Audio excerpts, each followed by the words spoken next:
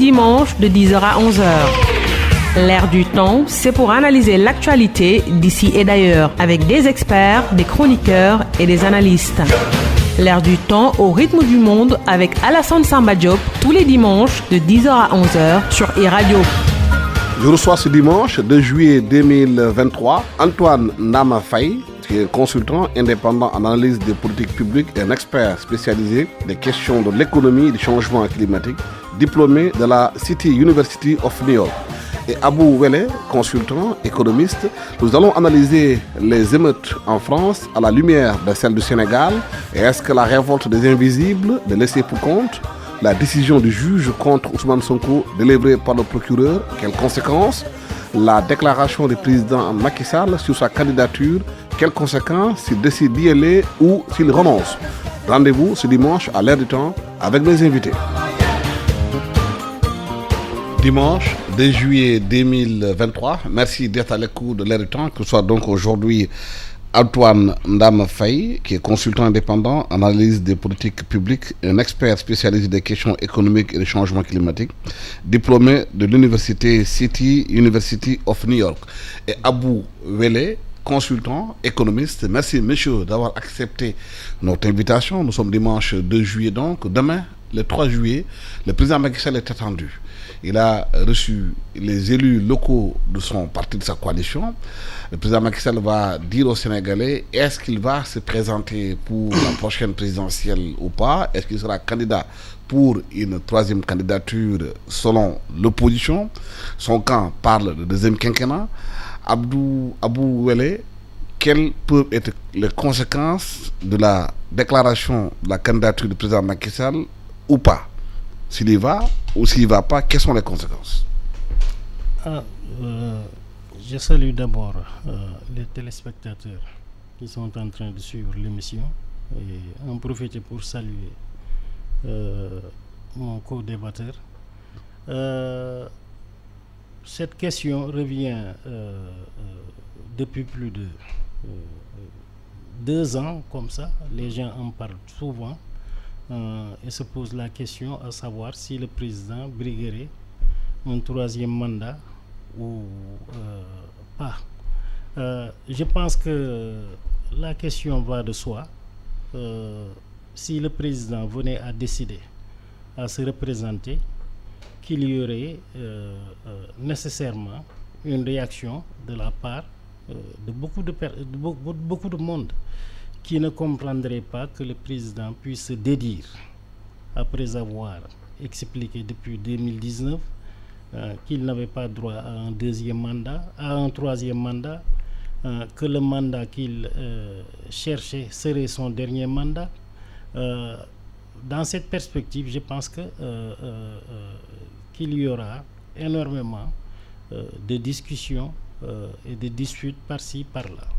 Mais de là à brûler le pays, etc., comme certains, d'aucuns le penseraient, je ne pense pas. Je pense que les Sénégalais, comme ils avaient agi avec Wade, essayeraient de refaire la même chose en se mobilisant massivement lors des élections pour le démettre de ses fonctions, comme il l'avait fait avec son prédécesseur. Mais en écoutant hier le président Macky Sall, en recevant les élus de son camp, de Benno Bokk Yakaar, à partir de cette déclaration, vous êtes persuadé qu'il va poser sa candidature? Moi, je suis persuadé que le président de la République va poser sa candidature. Ça, je suis persuadé. Tous les actes qu'il pose depuis un certain temps tirent dans ce sens-là. Je n'ai aucun doute. On parle de plan A ou de plan B au niveau de je n'y crois pas. Je pense que le président de la République va se représenter. Ça, je le pense. Antoine Ndama Faye, sur cette question? Oui, bonjour Alassane et merci pour cette invitation. Je salue aussi les auditeurs et les téléspectateurs qui suivent cette émission. Et permettez-moi aussi de saluer M. Wele, avec qui on a eu une petite discussion très intéressante tout à l'heure. Dans le cas d'espèce que vous venez d'évoquer, il y a eu beaucoup de choses qui se sont passées. Et c'est ça qui fait la difficulté aujourd'hui de pouvoir accepter que le président puisse, disons, vouloir chercher un troisième mandat, parce que non seulement lui-même, il a eu à se prononcer sur le débat, non seulement en 2019 ou en 2016, quand il demandait le référendum, tout était clair, et lui-même, il a dit qu'il ne cherchait pas un troisième mandat. Maintenant, les circonstances changent, et c'est ça la politique. La politique, c'est que c'est un problème de timing. Est-ce qu'il a choisi le bon timing? Je n'en sais rien. Mais ce qui est sûr et certain, après ce qui s'est passé il y a 2 ans, je ne vois pas comment est-ce qu'il pourra évacuer de ne pas se représenter. Vous parlez de bon timing, il y a un détail que les gens relèvent. Oui. Demain, c'est le baccalauréat. Oui. Les épreuves, le président déclare sa candidature ou pas. Oui. Les gens risquent de perturber le bac de demain. Justement, c'est ça, c'est de ça dont je parle. C'est un problème de timing. Et moi, par expérience, par observation, je sais que le pouvoir actuel a toujours eu ce problème de faire les choses au bon moment ou de ne pas faire les choses au bon moment. Le président a mis sur la table des arguments juridiques en disant que quand il a voulu réduire son mandat de 7 ans, le Conseil constitutionnel lui a dit que ce mandat est hors de portrait. Donc pour lui, les gens qui parlent nul ne peut faire 2 mandats consécutifs oublient cette séquence qui parle de ce mandat qui est inattaquable comme argument. Oui, mais il faut qu'il respecte la population.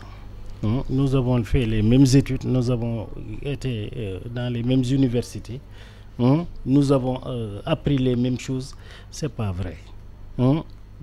La Constitution est très claire par rapport au 3e mandat. Nul ne peut faire plus de 2 mandats consécutifs.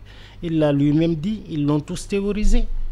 Avant de se faire élire en 2019, le fait qu'il veuille revenir sur ces choses-là est pour moi une affaire de mauvaise foi. Absolument.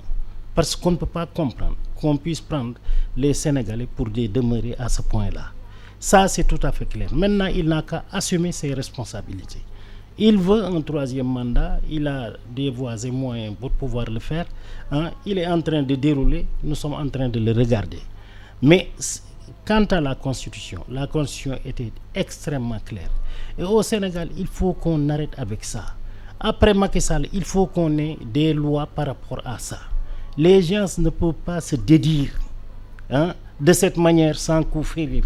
Moi, je pense qu'il faudrait qu'il y ait des lois qui puissent ramener l'ordre au sein de nations comme la nôtre. C'est inacceptable.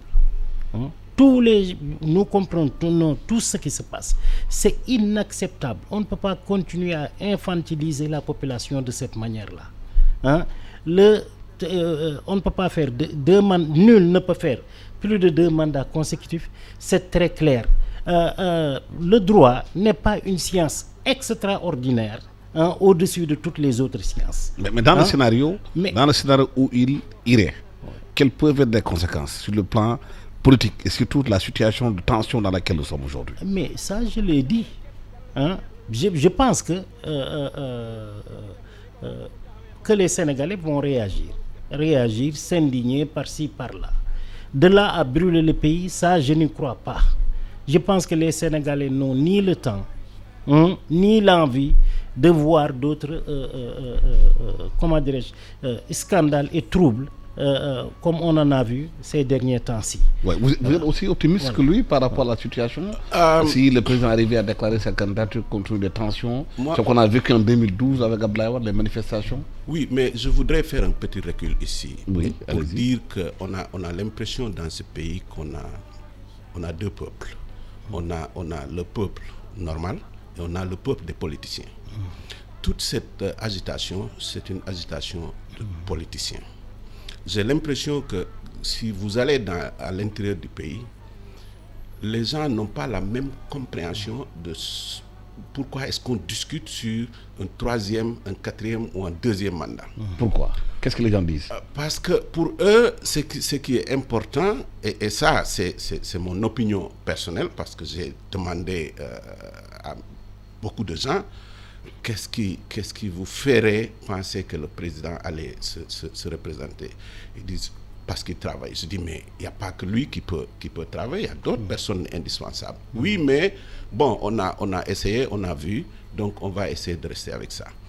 Et c'est ça le piège. Le piège pour les politiciens, c'est de penser que ce qu'ils croient comme dur comme fer, et c'est ça que la population croit.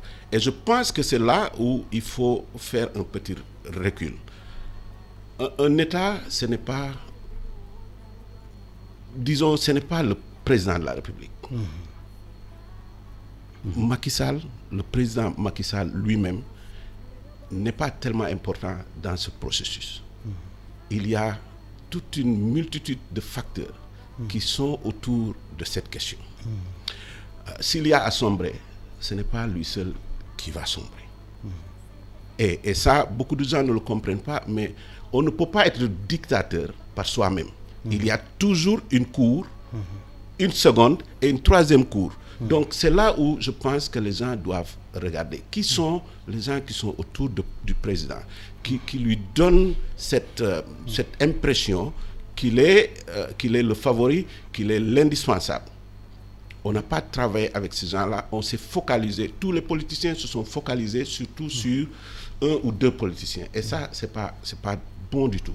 C'est pas bon du tout parce qu'on va avoir une polarisation et vous le demandez, est-ce qu'il y aura une cassure demain si le président déclarait qu'il allait être président? Bon, je ne suis pas dans le secret de Dieu, mais je pense que pour un homme aussi réfléchi que Macky Sall, le président de la République, s'il prend ce risque, c'est parce qu'il a une assurance certaine qui va pouvoir contrôler ce qui va se passer. Et ce qui va se passer, Alassane, il ne faut pas aller par 2 ou 3 chemins. Les esprits ont été déjà chauffés et tout le monde sait qu'il y aura au moins une partie de la population qui va ruer dans les brancards. Et qu'est-ce qui va se passer? On va avoir une confrontation. Et cette confrontation, je voudrais revenir à une interview que vous avez fait avec M. Idrissa Seck, qui vous avait bien dit qu'il n'y avait que deux options. L'une, c'est que le président dise dès maintenant qu'il ne va pas être candidat, ou bien il dit qu'il va être candidat et il prend la responsabilité de ce qui va arriver. Et Idrissa l'avait tellement bien décrit que je me demande, est-ce que vraiment quelqu'un aussi, disons, responsable aurait pris cette décision de casser le pays en deux? Et ça va être très très grave. Oui, on a senti qu'il y a une cassure dans le pays. Il y a des lignes de fracture qui sont là. On les a vécues en 2021, on les a vécues le 1er juin dernier. Ça fait aujourd'hui pratiquement jour pour jour 1 mois qu'on a vécu les événements du mois de juin. Ouais. On voit ce qui se passe ailleurs aussi. Est-ce qu'aujourd'hui cette situation ne va pas mettre le Sénégal dans un embrouillement, dans un capharnaüm? Oui, mais il a toujours contenu toutes ces situations-là. Mars 2021, il y avait effectivement des échauffourées il y a quand même des morts. Il y a eu des morts. Ça, une trentaine de morts, on en parle la fois dernière. Ça a fini par se calmer. C'est comme ça que les États agissent. Dernièrement, on a vu ce qui s'est passé. Aujourd'hui, c'est encore l'accalmie. Il a pris une décision qui était impensable, c'est de museler totalement Ousmane Sonko et de l'assigner en résidence. C'est fait. Ça commence à durer et pourtant le pays continue à marcher. C'est comme ça que les politiciens pensent. Par rapport à ce 3e mandat, il y a eu des ballons de sonde. On a déjà avalé la pilule amère. Les gens sont déjà prêts. Ils savent tous. La majeure partie des Sénégalais, c'est que le président va se représenter. Faites un sondage, ils vont tous vous dire que tous les actes qu'il pose parle dans ce sens-là. Nous sommes déjà préparés psychologiquement. Mais je vous l'ai dit, la maturité du peuple sénégalais, c'est un peuple qui est profondément démocrate et qui, en dernière analyse... Vous pensez que la réponse se fera dans les urnes? C'est ce qu'ils font. C'est comme ça que le peuple sénégalais pense. C'est pour cela que les Sénégalais méritent des chefs d'État et des politiciens d'une autre dimension. À la dimension de ce peuple qui est profondément démocrate, qui pense que en dernière analyse, ils peuvent résoudre le problème au niveau des urnes. Et c'est ce qui va se passer. Justement, si la réponse est dans les urnes, oui. Est-ce qu'on doit aller se faire tuer comme ça, bêtement? Il ne faut pas attendre les urnes pour donner la réponse qu'on veut. Ça c'est la bonne question. Est-ce qu'on doit aller se faire tuer? Mais qui sont ces gens qui vont aller se faire tuer? Ils n'ont pas la même appréhension du problème que vous et moi. Non que le politicien qui les appelle à se faire tuer. Le problème ici est beaucoup plus profond. Les gens sont fatigués. Les jeunes n'ont pas de travail. L'horizon est obstrué. On n'arrive pas à voir exactement clairement à partir de là où est-ce que moi je vais me trouver. Donc ces gens-là sont facilement manipulables. Et c'est ce que le politicien fait le mieux. C'est de trouver une population qui ne réfléchit pas beaucoup plus que le bout de leur nez et d'essayer de les mettre dans un carcan. Et c'est comme ça que ça a toujours marché au Sénégal. Ici, les partis politiques n'ont aucune idéologie. Tu adhères à un parti parce que tu aimes ou bien tu penses aimer celui qui est à la tête du parti. Et tout ce qu'il dit, c'est comme une tribu. Tu suis. Maintenant, le problème, c'est que ça s'est amélioré. On a eu 2 alternances. En 2000, quand il a fallu faire partir Abdou Diouf, il n'y avait pas... Il n'y avait aucun problème. Les gens sont allés voter et Abdoulaye Wade a gagné. Derrière le rideau, il y a eu des tentatives de confisquer le pouvoir. Ça, personne ne peut le démentir. Mais celui qui était au devant de la scène et qui s'appelait Abdou Diouf savait exactement que son temps était fini. Donc, il a joué le jeu. En 2012, malgré tout ce qui s'est passé avec le M24, le 23 juin et tout, mais quand il a fallu battre Abdoulaye Wade, mais les gens ont aussi fait ce qu'ils devaient faire et Abdoulaye Wade a été battu. Absolument. Pourquoi est-ce que quelqu'un aujourd'hui pense que Macky Sall ne sera pas battu? Si vraiment les gens sont mécontents de ce qu'il a fait, mais ils ne vont pas voter pour lui. Ça, c'est sûr et certain. Maintenant, le problème, c'est entre ces intervalles.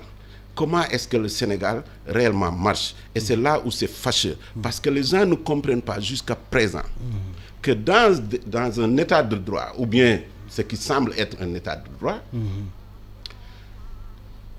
disons, répondre à des réclamations par rapport à d'autres réclamations ne vient jamais sans violence. Il y a toujours eu de violence dans la politique. Et n'importe où et n'importe quand. Le problème, c'est que nous, on est pressés, on pense que le Sénégal est le fils des anges, qu'on ne devrait pas avoir de problème. Non, on est un État en construction et c'est très difficile de construire un État.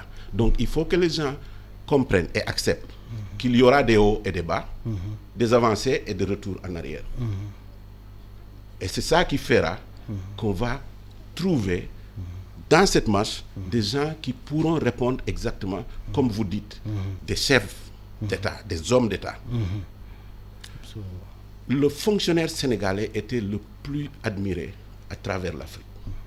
On a perdu ça. Pourquoi on l'a perdu? Parce que, Alassane, moi je ne peux pas comprendre que des gens puissent passer leur temps, leur jeunesse, à acquérir des connaissances jusqu'à devenir des docteurs et qu'on les mette dans des positions où ils devraient prendre des décisions qui s'appliquent à tout le monde. Mais non, au lieu de vraiment compter sur votre connaissance, vous comptez sur la connaissance que vous avez par rapport à un politicien qui n'a même pas souffert ce que vous avez souffert pour être là où vous êtes.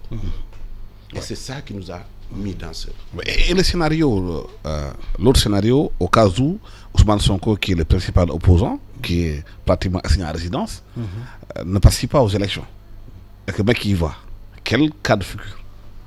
Mais actuellement, on voit le PASTEF impuissant.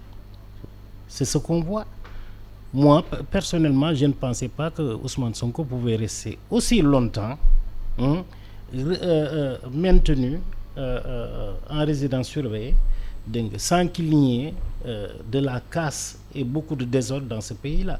Bien sûr, les jeunes ont essayé, il y a quelques jours de cela, Ça n'a pas marché. Moi, par expérience, je sais que les Sénégalais, les Sénégalais sont extrêmement pacifiques. C'est un peuple pacifique qui peut réagir comme ça, spontanément. Mais casse beaucoup quand même, la jeunesse là, attention. Mais même la jeunesse, c'est le Sénégal. On ne peut pas tenir un combat à long terme. En général, après 3-4 jours, nous sommes ainsi faits. Ce n'est pas un défaut, c'est une excellente chose. C'est pour cela que le Sénégal a été stable depuis. Les Sénégalais ne sont pas belliqueux. Ils peuvent exprimer leur colère spontanément comme ça, mais ensuite ils se ressaisissent pour dire que, mais bon, voilà, quelles sont les voies et moyens pour arriver à une paix, pour trouver des solutions, etc. C'est ainsi que nous vivons. Ça, on l'a vu. Aujourd'hui, on a vu Ousmane Sonko complètement maîtrisé. Ils l'ont totalement maîtrisé au moment où on parle. Personne ne peut lui rendre visite. Il est assigné en résidence surveillée. Rien ne se passe. Et je pense que ce sera vraiment dommage. Maintenant, il y a à craindre que quand les gens sentiront que effectivement qu'il est définitivement écarté de ces élections-là, qu'il ne se présentera pas, qu'il y ait encore d'autres troubles. Ça, je le comprends. Mais je maintiens ma position. En dernière analyse, les Sénégalais feront comme ils ont fait en l'an 2000 et comme ils ont fait en 2012. Les Sénégalais iront voter massivement pour barrer la route au président actuel qui cherche Manu Militari, un troisième mandat par tous les voies et moyens, etc. C'est vraiment dommage. C'est ça qu'il faut déplorer. Oui. On a un État qui est quand même... la situation est dangereuse au Sénégal, comme tu le dis. C'est des fonctionnaires qui le font. C'est une administration qui le fait. C'est une justice qui le fait. C'est des forces de l'ordre et de défense qui défendent cela. Tout cela suscite énormément d'interrogations. Le Sénégal a besoin de réformes radicales le jour où nous passerons ce cap-là. Parce qu'il faut que l'état de droit, ce véritable état de droit, soit une réalité dans nos vies. Parce qu'on ne mérite pas ça. On ne mérite pas qu'on nous dise que c'est fini, c'est verrouillé, la Constitution, etc., etc. Qu'on revienne nous dire que non, ce qu'on avait dit, ça ne tient plus. C'est ça qu'il faut faire, etc. On ne peut plus comprendre. C'est des choses qui sont devenues inadmissibles. C'est comme avec, comme je vous le dis encore, le droit. Tous les Sénégalais ont des problèmes avec l'application du droit au Sénégal. Qu'est-ce que c'est que le droit? Est-ce que c'est plus compliqué que l'économie ou les maths, les sciences physiques, ou je ne sais pas, une autre science? C'est toujours la même cacophonie. Voilà une science qui est devenue, on ne sait pas, trop hypothétique. En fait, qu'est-ce que c'est? On a toujours un problème avec le droit au Sénégal. Et la lecture du droit, c'est ça qui doit arrêter. Et puis, comment peut-on se mettre devant son peuple après avoir déclaré partout, en français comme en wolof, après avoir utilisé des images de toute nature, julli bi juróom-ñaari kabar lak 5 kabar, mais les gens ont tout fait, on a tout entendu. Qu'on revienne nous dire que ça ne tient plus, ça tient sur l'avis d'un conseil constitutionnel. Qu'est-ce que c'est que le conseil constitutionnel? Est-ce que c'est Dieu le Père? Quelque chose au-dessus de toutes les contingences, etc. On ne comprend pas. Ce qu'on dit, ce problème de système, c'est un problème systémique, c'est un problème de système, c'est une organisation, c'est quelque chose, on doit y mettre fin. C'est ça la vérité. Voilà. Je rappelle que vous suivez L'Air du Temps, que vous soyez aujourd'hui Abou Wele, économiste et consultant, et Antoine Ndama Faye, qui est aussi économiste. Antoine, on voit ce qui se passe en France. Certains voient une similitude entre ce qui s'est passé au Sénégal au début du mois de juin, les émeutes en France.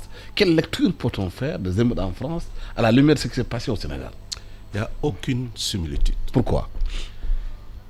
Parce que ici au Sénégal, quoi qu'on puisse dire, on est une société homogène. Ce qui s'est passé au Sénégal ne relève pas d'un sentiment d'exclusion, de racisme. C'est un problème sénégalo-sénégalais politique. En France, c'est beaucoup plus profond. C'est beaucoup plus profond parce qu'il y a toujours eu une partie de la population actuelle qui pense qu'elle est sujet à un certain degré d'inquisition, de discrimination. Mais il ne faut pas oublier aussi que la France est peut-être l'un des pays au monde qui a une histoire contestataire. Et c'est là où le Sénégal a un problème. Parce qu'on a trop pris de la France sur ce côté. Les gens pensent que ce qui se passe actuellement au Sénégal est une affaire de jeunesse qui est née entre 1990 et aujourd'hui. Mais si vous faites bien une incursion sur l'histoire, la grève des cheminots ici au Sénégal n'aurait jamais pu se passer s'il n'y avait pas eu cette tradition franco-française qui a été remis au Sénégal, le Sénégal où on voulait en faire un pays, disons, un miroir de la France, dans cette histoire de 4 communes. Donc, puisque la France a une histoire contestataire, elle va toujours vivre comme ça. Mais le problème, là où c'est grave, c'est que ce n'est plus entre une population homogène, c'est entre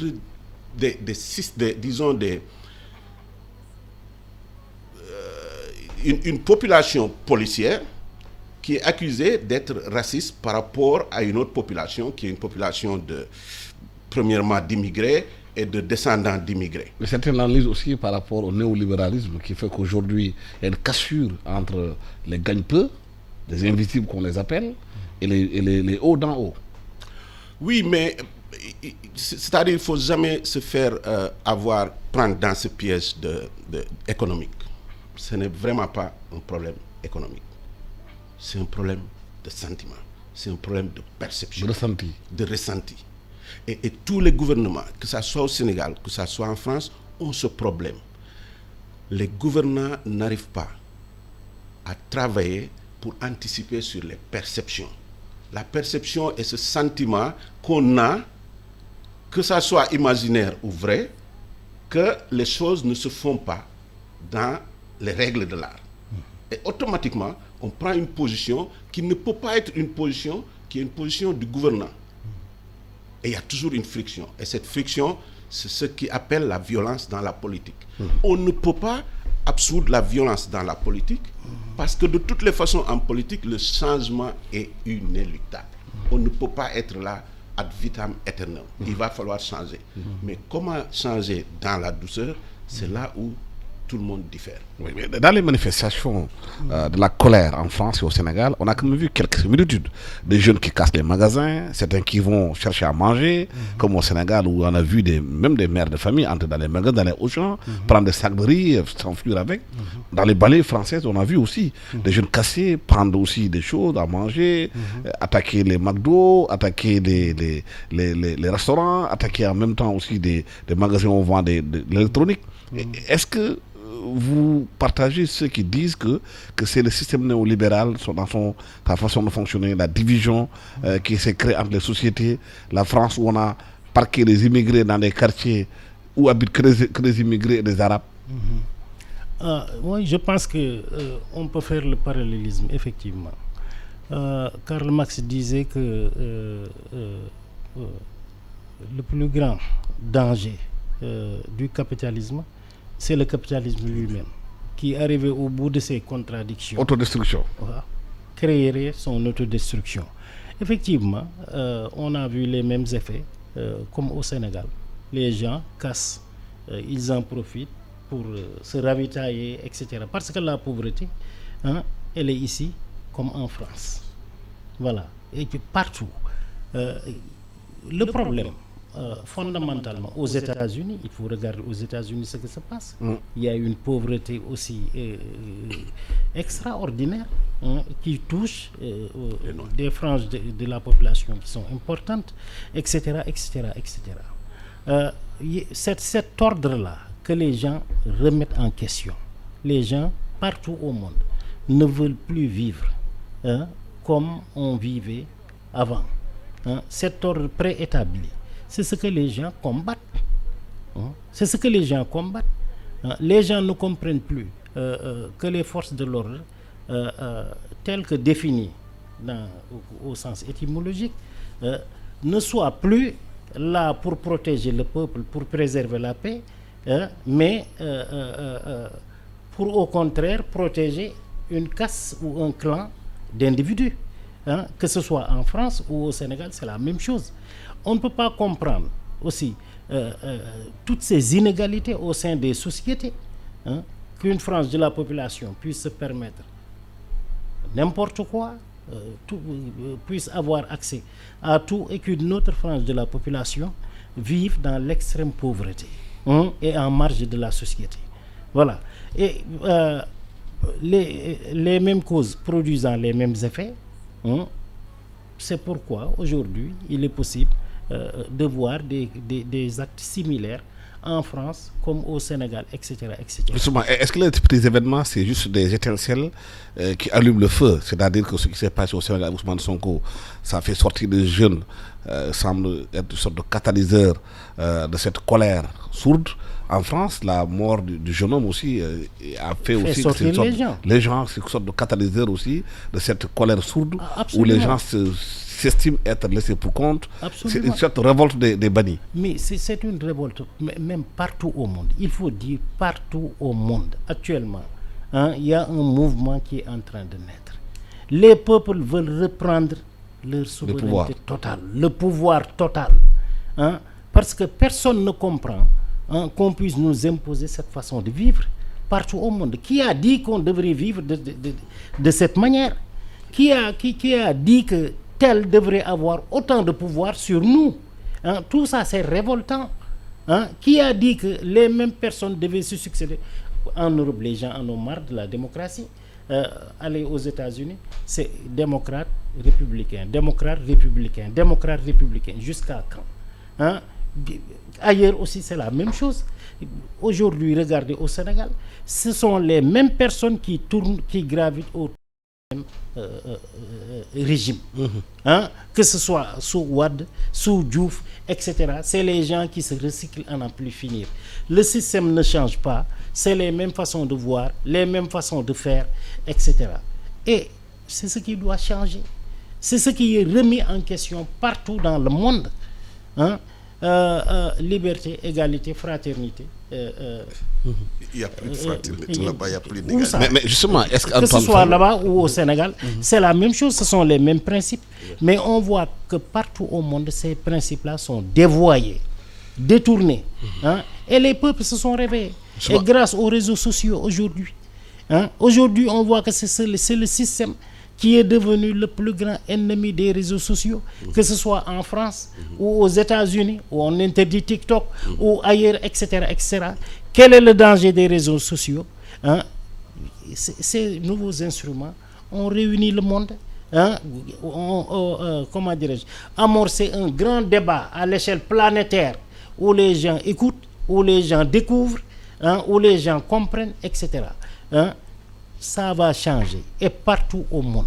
Voilà. Est-ce que justement les gouvernements ont eu la prospective dans cette histoire et qu'ils ont anticipé justement ce mouvement qu'on est en train de vivre, de cette lame de fond?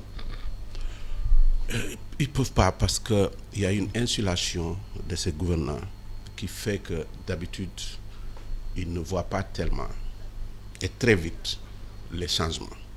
Mais je voudrais aussi qu'on soit clair. Cette histoire en France, l'étincelle qui a allumé le feu. Il faut être il faut faire très attention. On ne peut pas être pauvre, venir de la banlieue, avoir 17 ans, être jeune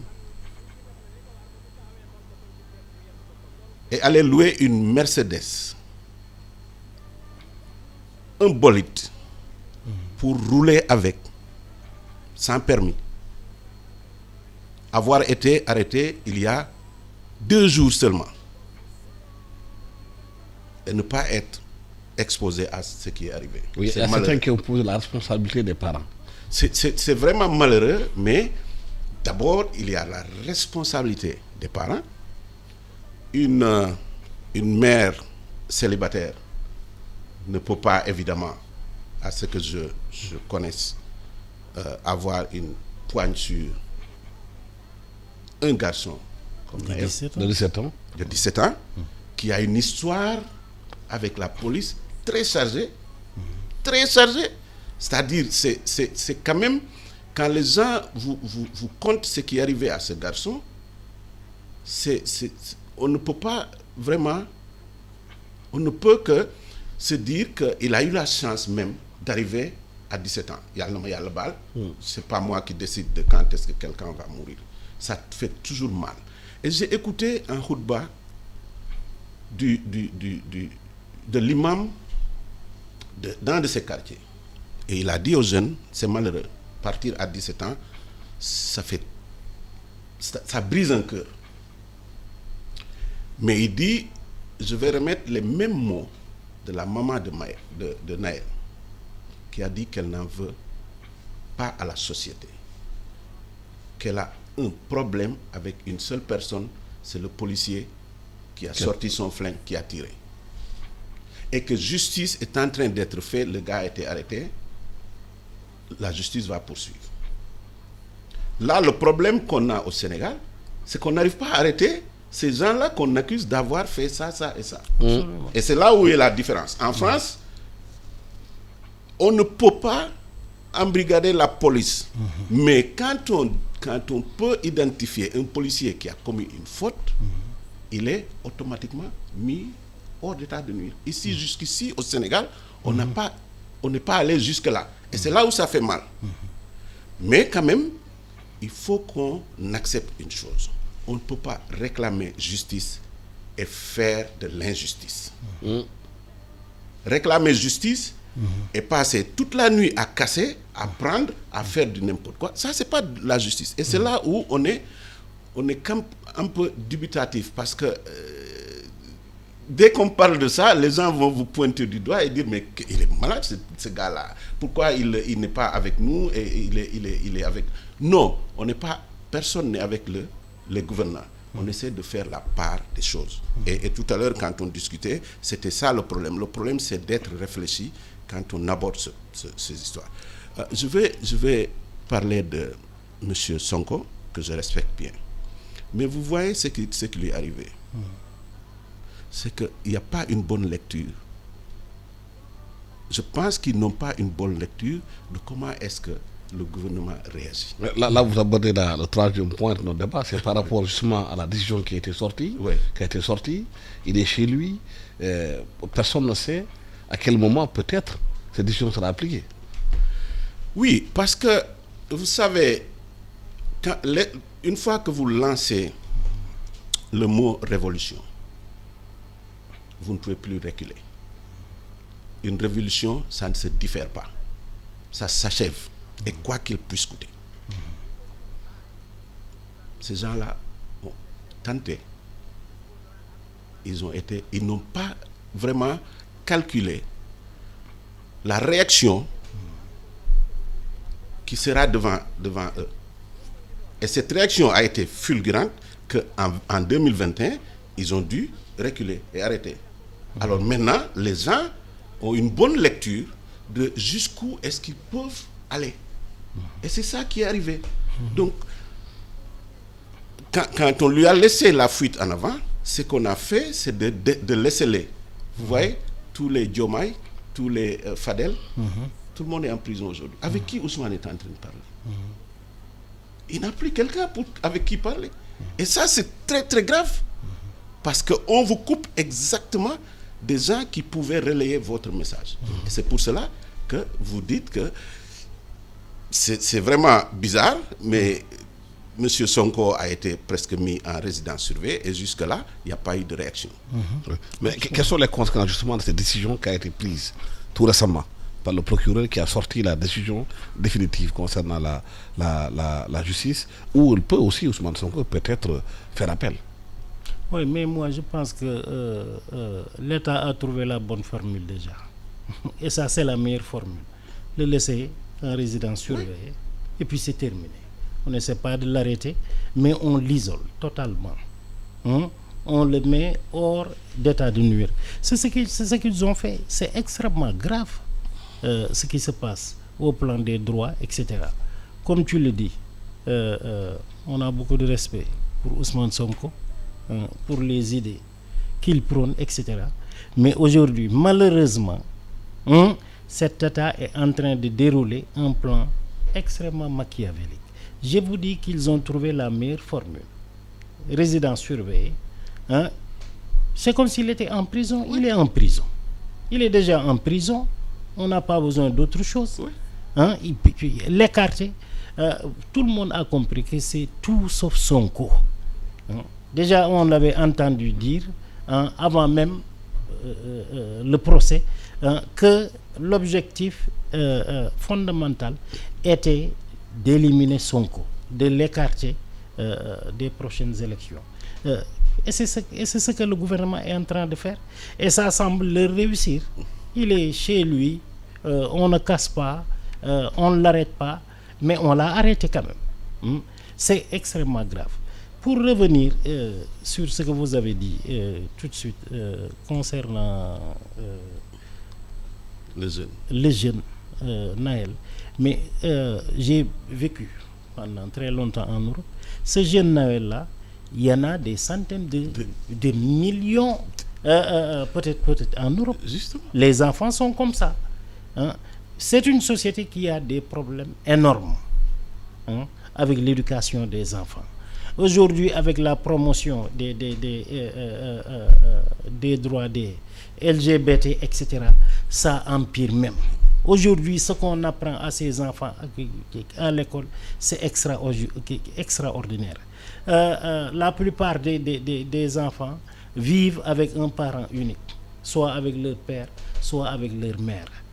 Dans une société extrêmement où la solitude règne tous les jours. C'est des problèmes fondamentaux qui ont gangréné ces sociétés-là. En plus, maintenant, des politiques de discrimination, de racisme, etc., quoi qu'on puisse dire. Mais la même chose est en train de s'installer dans nos pays. Ces jeunes, regarde, j'ai l'habitude de dire que j'ai énormément pitié pour les jeunes Sénégalais. Voilà, cette nouvelle génération-là. C'est des jeunes qui ne se sont jamais amusés, qui n'ont jamais été jeunes, qui sont nés et qui sont devenus responsables. À l'âge de 18 ans, ils ont déjà des problèmes de survie. Il faut qu'ils travaillent, qu'ils trouvent de l'argent, etc., pour pouvoir s'acheter de quoi porter, même pour manger, pour supporter la famille, etc. Et devant eux, il n'y a aucune perspective. Nous, quand on était à l'université, on était sûr d'avoir du travail, des consorts. On pouvait même rompre ses études et avoir du travail. Quand on allait en Europe, on n'avait presque pas besoin de visa, etc. Ces jeunes n'ont aucune perspective. Voilà. Et c'est ça le grand danger au Sénégal. La manière aussi de dérouler la politique, d'investir, de gérer l'économie, est encore une autre source de désolation pour tous les citoyens sénégalais. Voilà des politiques qu'on déroule et qui ne prennent pas en charge, qui ne prennent pas en ligne de compte, les besoins fondamentaux de ces populations-là. La cassure, quand les gens manifestent, qu'ils dévalisent des magasins, mais moi je n'irai jamais dans un magasin pour prendre un sac de riz. J'ai de quoi manger à la maison. Mes enfants ne le feraient jamais parce qu'ils ont la chance de pouvoir d'être bien nourris à la maison, d'avoir des habits, etc. Mais ces gosses qui le font en ont réellement besoin.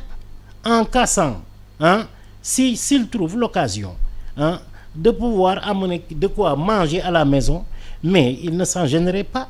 Et en Europe, c'est la même chose. Voilà plusieurs familles, c'est des millions et des millions de familles qui vivent à peine avec 200 € par mois quand ils ont payé toutes leurs factures.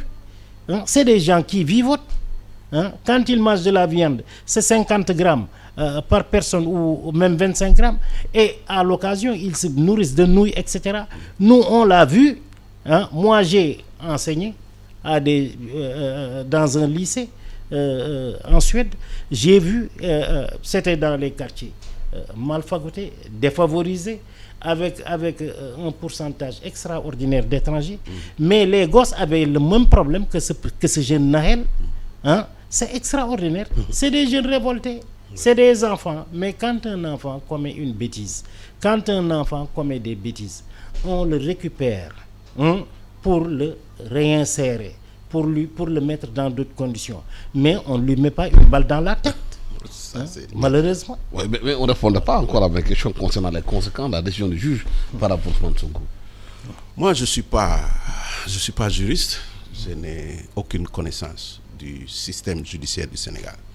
Mais je me suis toujours posé la question, pourquoi est-ce que ce document n'est pas sorti aussi rapidement? Même s'il y a des délais, les délais, c'est la limite. Mais pas... les délais ne disent pas que c'est à partir de ce moment qu'on devrait le faire. Donc, je rejoins ce qu'il a dit. On a cherché à dérouler un plan. Et en cherchant à dérouler un plan, on met les éléments en place. Maintenant que c'est fait, personne ne peut plus contester aujourd'hui que M. Sonko doit aller en prison. Que vous l'amenez à 100 mètres, c'est un problème. Que vous le fermez chez lui, c'est la même chose. Absolument. Et puis, on cherche une soupape de sécurité. C'est son chef de protocole. Mais quand il y a comme résidence surveillée, c'est notifié. Que notifié à qui? La décision de justice est sortie, tout le monde l'a vu. C'est vraiment... Moi, je n'arrive même pas à la lire parce que c'est tellement dégradant, tout ce qu'on a mis là-dedans et tout. Ce que les journalistes ont raconté lors du procès, c'est exactement ce qui s'est dit dans la décision de justice. Maintenant que la décision de justice est sortie, pourquoi est-ce que vous avez besoin de notifier que je vous mets en résidence surveillée? C'est ce que je pense, c'est mon opinion. Mais quand même, on est assez intelligent pour créer une soupape de sécurité. Le chef de protocole peut partir, revenir, faire des courses, qu'on sort. Mais quand même, quand on met quelqu'un en résidence surveillée, on le notifie juridiquement. Ces avocats doivent savoir dans quelle situation et leurs clients. La raison d'État est supérieure à toutes les autres raisons. Et je vous le dis, la meilleure manière de procéder pour l'État dans le cas de... Peut-être qu'il lui notifierait ça un jour. Ça dépend. Je ne sais pas comment il fonctionne. En tout cas, ils ont atteint leurs objectifs. C'était de le mettre en prison. Ils l'ont mis en prison. Il est en résidence surveillée. Maintenant, que ce soit, comme il l'a dit, à Camp Pénal ou Cap Manuel ou Sébikotane, la meilleure formule